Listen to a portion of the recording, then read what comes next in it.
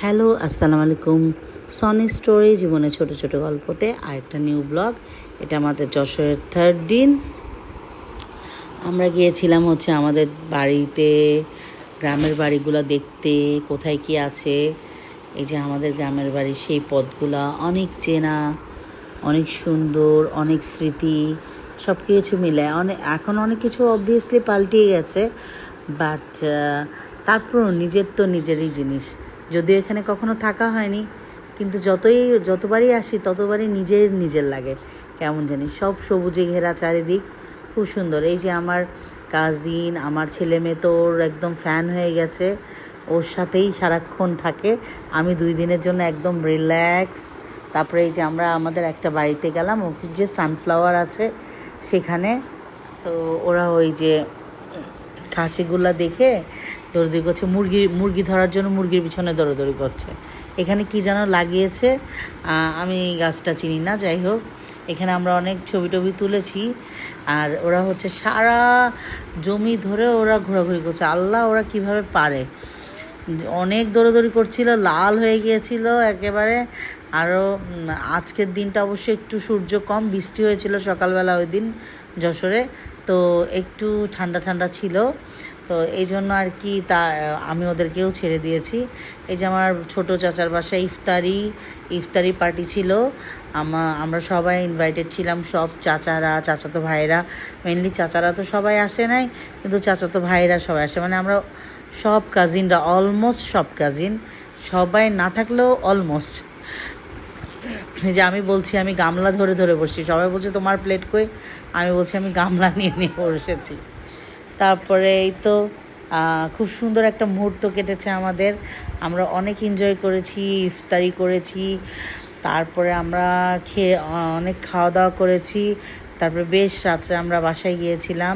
আমার ছেলে মেয়ে, আমার ছোট্ট একটা বোন আছে, তাদের সাথে খেলছিল। এই যে আমাদের ইফতারির আয়োজন, এটা একটা শরবত তরমুজ দিয়ে করা, আর এটা ইফতারির পরে খাবার ছিল।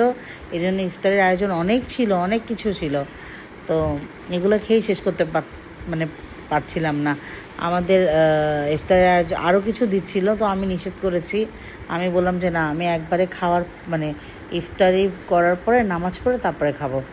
এই জন্য সবাই বসে গেছে। এখানে সব ছেলেরা বসেছিল, কাজিন ব্রাদার। ওইটা আমার একটা কাজিনের মেয়ে, তো ওর বাবার কাছে ছাড়া বসবে না, ও ওখানে বসেছে। আর আমরা কয়েকটা কাজিন এখানে বসেছি, টেবিলে বসেছি। সব মিলে অনেকে তো আমরা, এই জন্য সবাই ঘুরে ঘুরে বসেছি। আমি দুষ্টুমি করছিলাম, আমার কাজিন ভিডিও করছিল, তা আমি দুষ্টুমি করছিলাম। ওইটা আমার ছোট চাচি একেবারে, ওইটা আমার বোন, ওই যে আমার ছোট চাচির পাশে একদম ছোট বোন, আমার মেয়ের চেয়েও ছোট, একেবারে আমাদের বংশের ছোট মেয়ে। ও হাই দিচ্ছে, আমরা সবাই হাই দিচ্ছি। তাই এই যে আমার আফটার ইফতারি নামাজ কালাম পড়ে আমি বসে গেছি ছিটা রুটি আর হাঁসের মাংস খেতে। অসাধারণ ছিল, ইয়ামি ছিল, খুবই ইয়ামি ছিল, যা বলার বাইরে। আমি তো একেবারে বললাম যে একবারে খেয়ে দিয়ে একেবারে অস্থির হয়ে গেছি। ক্ষুধা মিটলেও মনের ক্ষুধা মিটছিল না, ব্যাপারটা এরকম। যাই হোক, আমরা তারপরে অনেক এনজয় করে, অনেক কিছু খাওয়া দাওয়া করে আবার বাজারে এসে একটু মজা করে বাসায় চলে আসলাম। এই জন্য কয়েকটা ছবি দিলাম ছোট ছোট, কোথায় কোথায়। যে ফুলের বাগানে গিয়েছিলাম, আমাদের একটা নার্সারি ছিল, ওখানে আমার ছেলে আমাকে ডাউন করে আমাকে ফ্লাওয়ার দিচ্ছে। ফ্লাওয়ারটা আমি যাতে কানে পড়ি সেটা ইনসিস্ট করছে।